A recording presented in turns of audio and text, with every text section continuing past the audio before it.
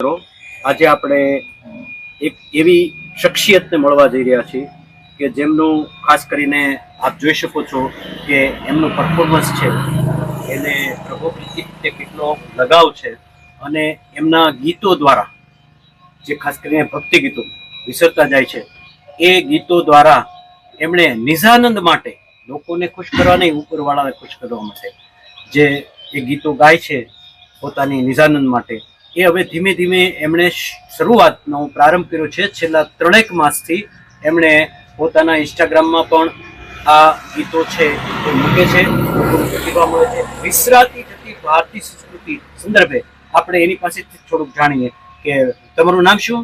પ્રવીણભાઈ વિંજોડા.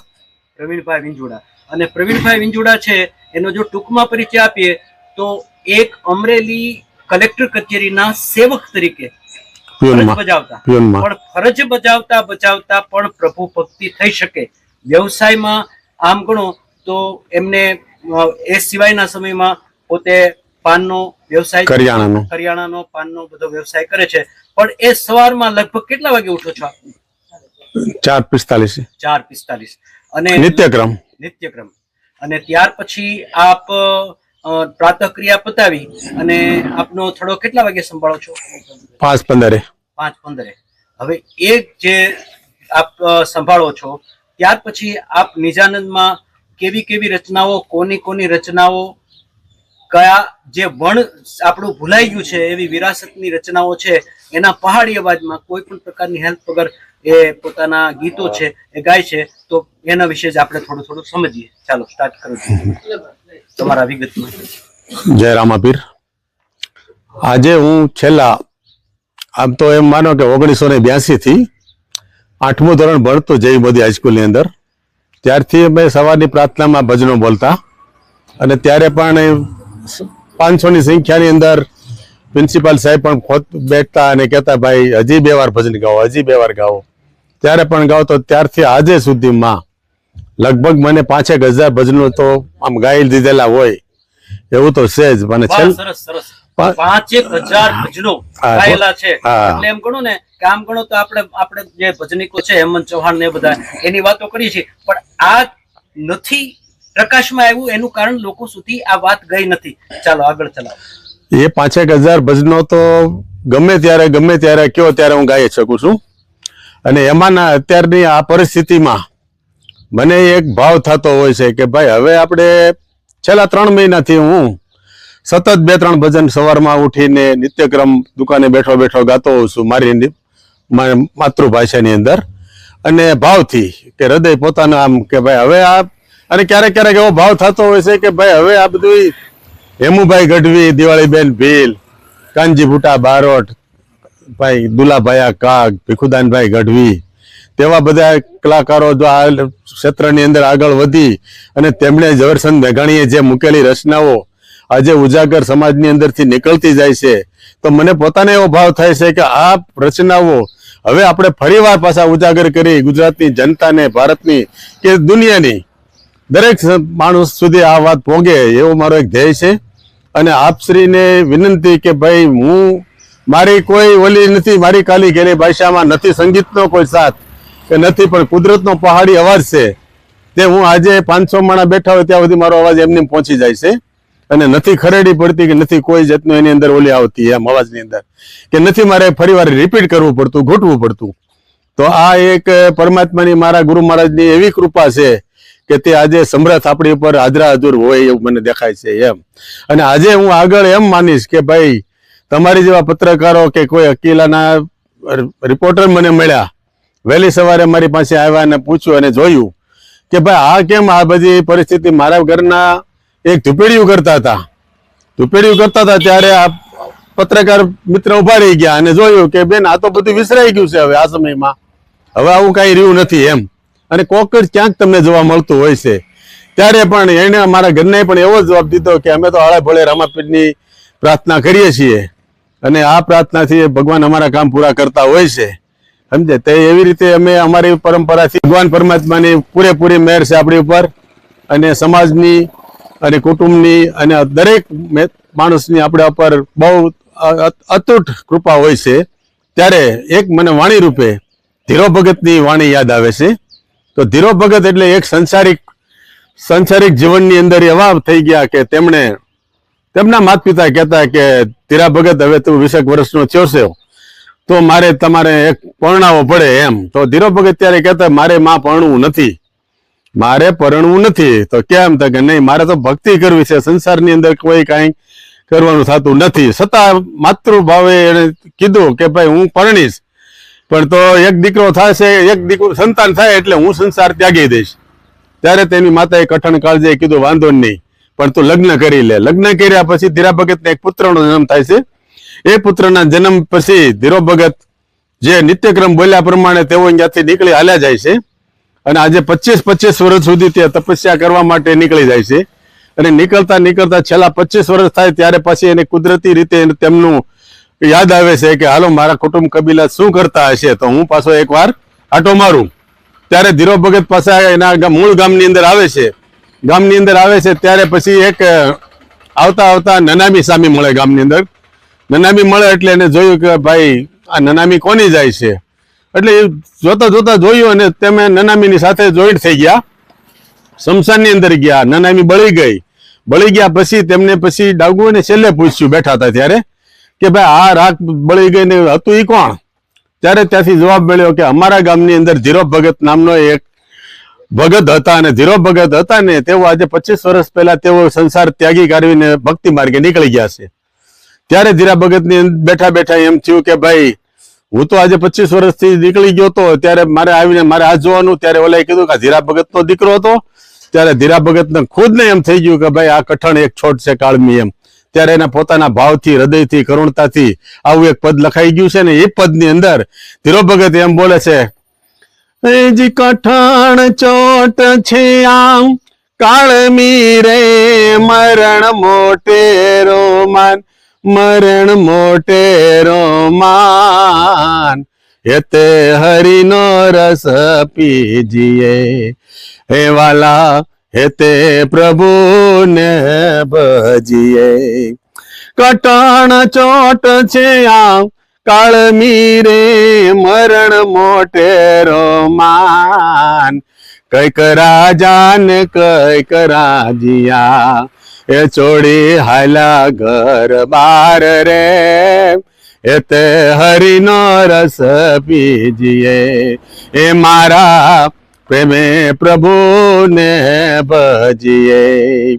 એવું જ એક પદ દાસી જીવણ સાહેબ અમારે સૌરાષ્ટ્રની અંદર જીવણ સાહેબની ઉપર એક ભામરૂપી એક સરકારનું તેડું આવ્યું જેથી રાજાશાહીની અંદર ગોંડલ મહારાજાના પા સાહેબનું. ત્યારે જીવણને પૂછવામાં આવ્યું કે ભાઈ જીવણ તારે આ એક 60 કોરીનું લેણું ચૂકવવાનું હોય છે. તો જીવણ ભગત આગળ ત્યારે કાંઈ પૈસા કે એવું કાંઈ હતું નહીં અને જીવણ ભગતે રાજનું લેણું ન ચૂકવ્યું તેમને જેલમાં પૂરી દેવામાં આવ્યા. જેલમાં પૂર્યા પછી તેમણે એમ કીધું કે ભાઈ મને એક રામસાગર આપો એટલે મારે મારા પરમાત્માને આરાધ કરવો છે. ત્યારે જીવણ ભગત રામસાગર ઉપર જેલની અંદર આરાધ કરે છે અને પ્રભુ તેમની વારે આવતા હોય છે. આવ્યા પછી પ્રભુ તેને 60 ને બદલે 700 કોરી આપે છે. એ 700 કોરી આજે ગોંડલની જેલમાં મહારાજાની હવેલીની અંદર 700 કોરી પૂજાય છે. તમે જરૂર જાજો અને જોજો જીવણ ભગતનો આ પરસો. અને ત્યારે જીવણ ભગત લખ્યું કે જી મારી બુડતી બેડીના તારણહાર સાંભળા વેલી કરજો મારી રે વાર રે મારા શાંભળિયા. જીવણ કહે જગદીશ ને અને ક્યાં ગયા તારા 1000 હાથ, કાં તો તારા ખજાનામાં ખોટું પડી કાં તો હાવ નિર્ધન થયો દીનોનાથ.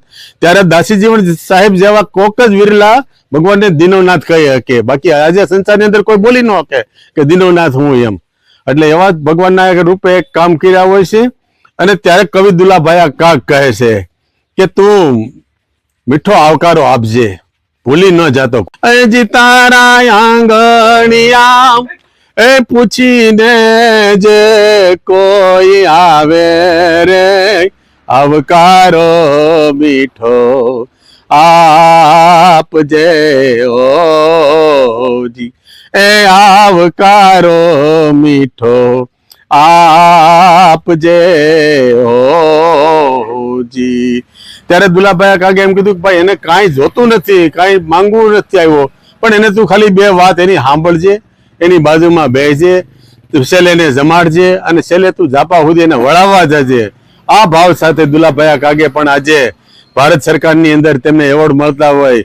પદ્મશ્રી હેમંતભાઈ ચૌહાણ આજે હું તમને કહું 15,000 ભજનો ગાય, દેશ દુનિયા વિદેશની અંદર તેમના ડંકા વાગતા હોય. આજે એને 72 વર્ષની 71 વર્ષની ઉંમરે જો તેઓ અખંડ સતત ઝાલર ભગવાનની અંદર એની વાજા કરતી હોય તો એ ક્યારેય કે પરમાત્માની એને ભક્તિ કરી હોય. દાસીજી સાહેબ જેવા રૂપમાં તેઓ પ્રસન્ન થઈ ગયા છે કે જેવા જીવણ સાહેબના અવતાર તરીકે તેમને લોકો પૂજે છે. આજે એમને જીવણ સાહેબના અવતાર તરીકે લોકો પૂજે છે. શું કામ?